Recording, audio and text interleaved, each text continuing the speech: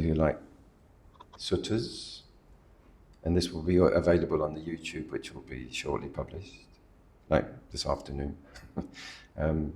You can follow up on a lot of these themes in these suttas, but obviously it all won't be quite the same. No cartoons and more traditional style, but very worthwhile to do, alternating between your creativity and the tradition, supporting each other.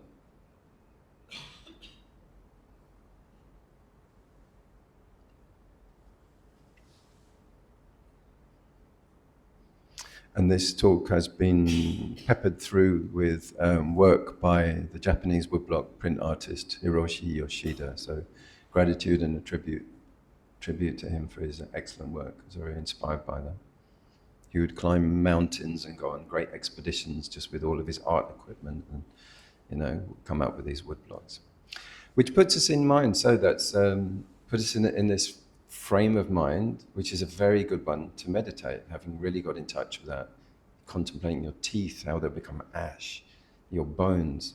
This is really a sort of shift, paradigm shift to get into that Dharma perspective. It's the aim of all this talk, is to get a heron view on our life, looking down from above and really see it in perspective of impermanence and those illusions. So, couple of reflections. In what subtle ways do you personally try to create a feeling of permanence or control in a life that is constantly changing?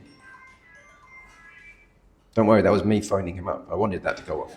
It was all under my control. Carefully timed, okay? Go, press the button.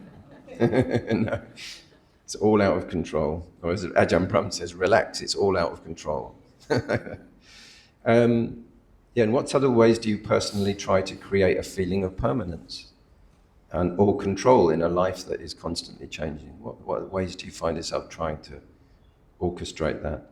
And what sandcastles of identity, status, reputation, security, or routine do you protect most strongly, and what emotions arise when they are threatened? So those are some of the kind of direction of thinking that's helpful on this subject. So this is not a technique-driven meditation time. It's percolating, absorbing those thoughts, ideas, and the effect of the talk. Just sit quietly. Being here in the now quietens the mind, but it's not an effort to try to cease thinking. There may have been something in that talk that really resonated that you can pick up, like I was talking about fire, becoming one with fire, or water, or sand. There were so many bright images from the Buddha. Once we're here, we often notice the breathing, and therefore it's a good combination. But don't try to over-concentrate. Keeping a happy, contented mind, like a bumblebee and a flower. Just gentle with the pollen of the mind. So just calm, happy, contented. It's a good space to try to be with it.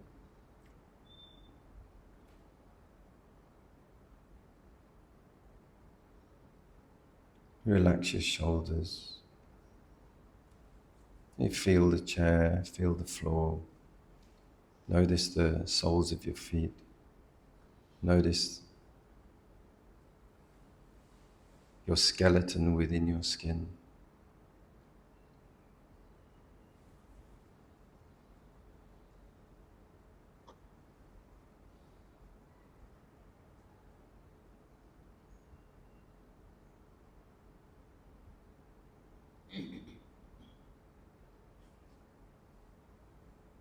Notice the small sounds.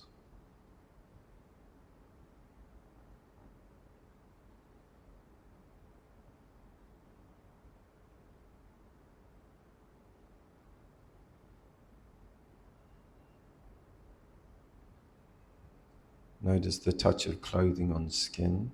All of these things are in the present moment. So it's a great way to arrive, be here now.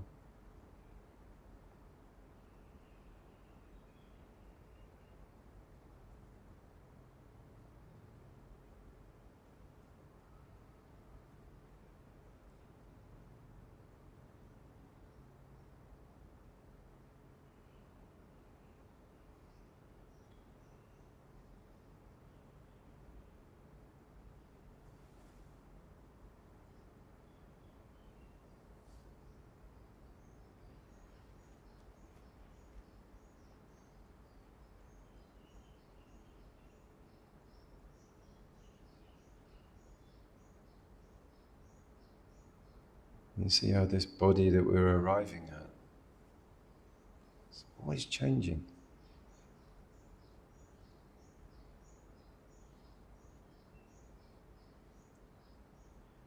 Really like sand, shifting, moving, sensations moving around. And really with an accepting mind, a really calm mind, a really compassionate mind as well. Really accepting your lot, your life, your body, mind. Not fighting it.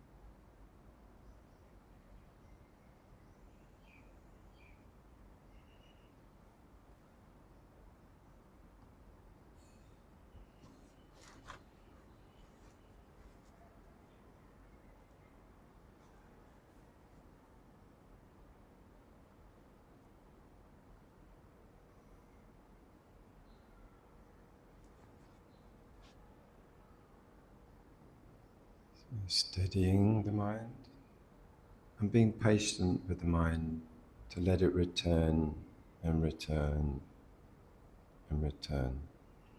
It naturally goes away to the sounds of the children, or the sound of the fan, or the temperature of the skin. Just being really kind and patient. It goes away across the branches of the thoughts and interests.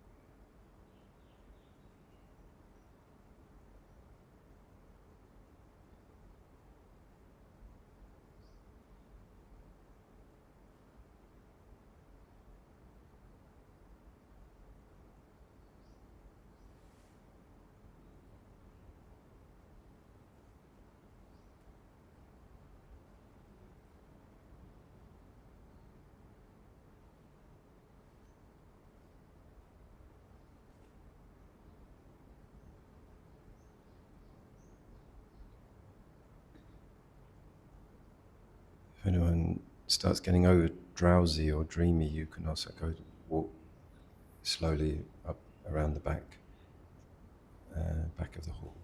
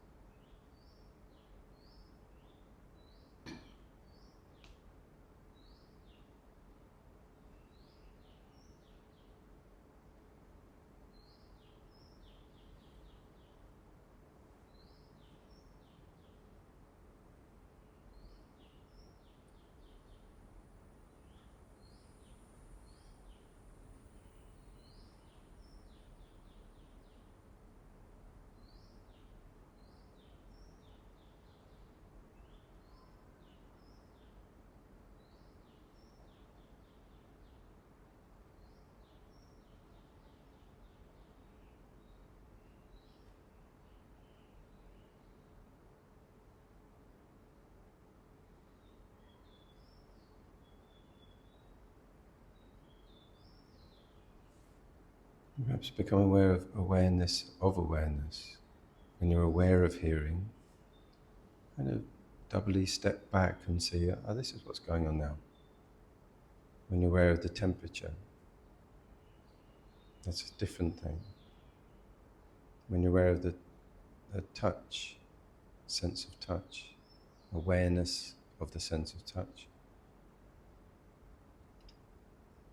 When you're aware of the state of the mind, if you're getting calm or irritable or wandering mind, just become aware of that awareness.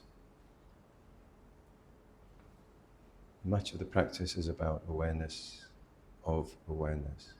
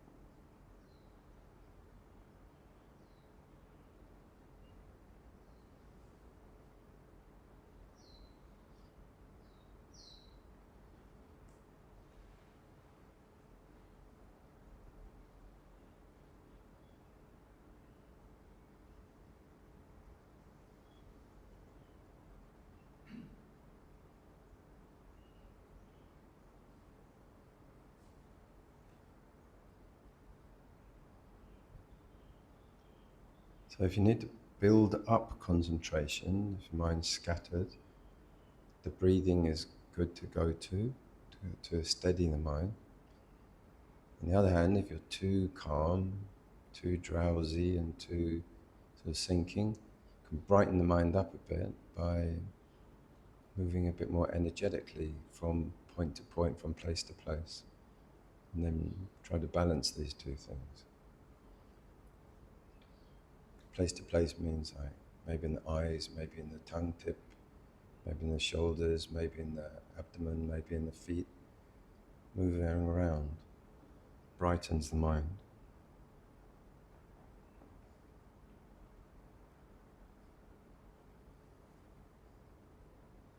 Try to balance concentration and energy.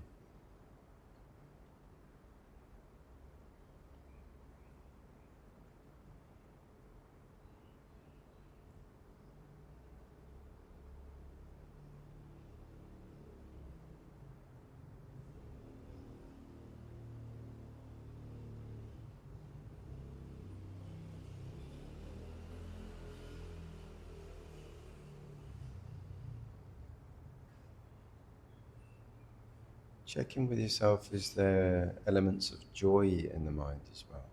This is really good. It's good to have joy. It's one of the reasons the talk is fun, is to increase that sense of happiness in being, joyfulness. That enables the concentration. If you're really clouded through negativity, it's very difficult to progress. So bear that in mind. If you find yourself dwelling and becoming negative or conflicts or that kind of thing, try to nudge the mind towards joyful, positive, focused attention, trying to catch it.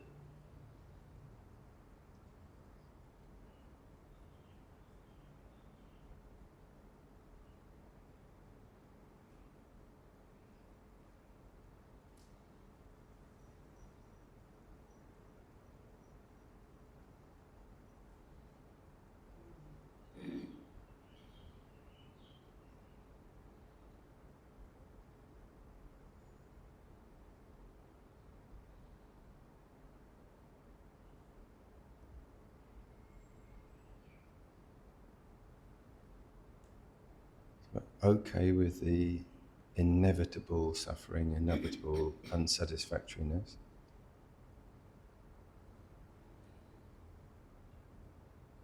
Be content amongst it. or that it's out of control, that it's changing.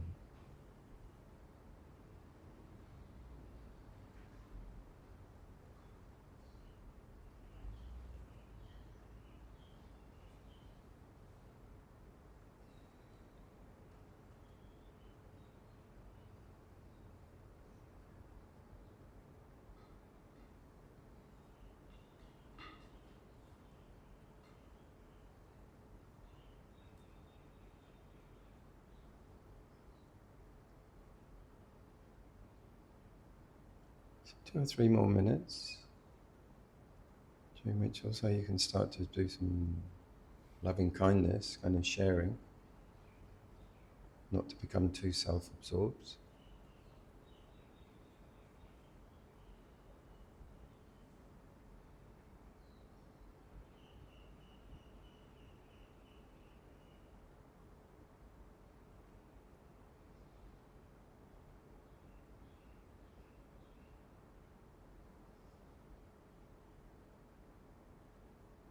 Beautiful factors of community, beautiful factors of family, gratitude and joy, appreciation.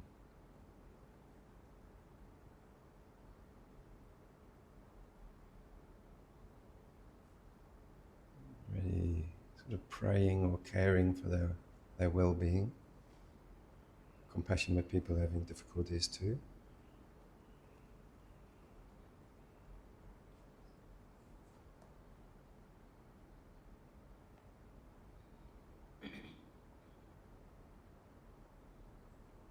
All the good new things that we're grateful for in our life that have been arriving, the universe has been bringing us.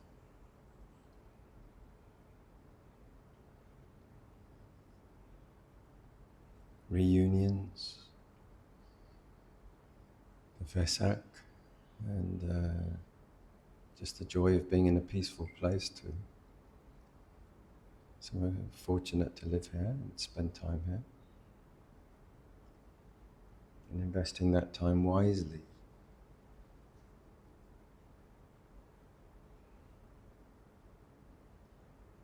The new that's opening up possibilities and all the releasing of the negativities.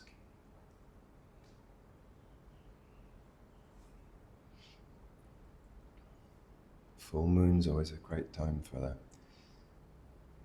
Refreshing emotionally and letting go of the stagnant and that which is no longer needed. It's outworn.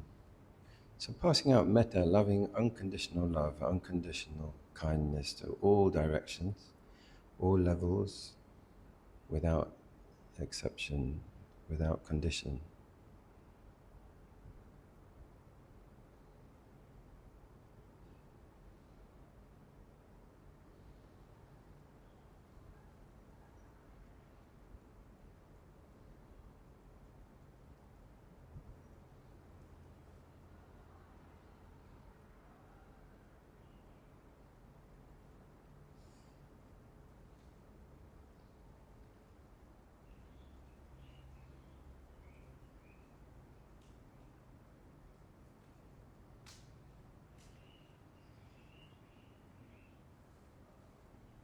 So I'll ring the bell for the ending.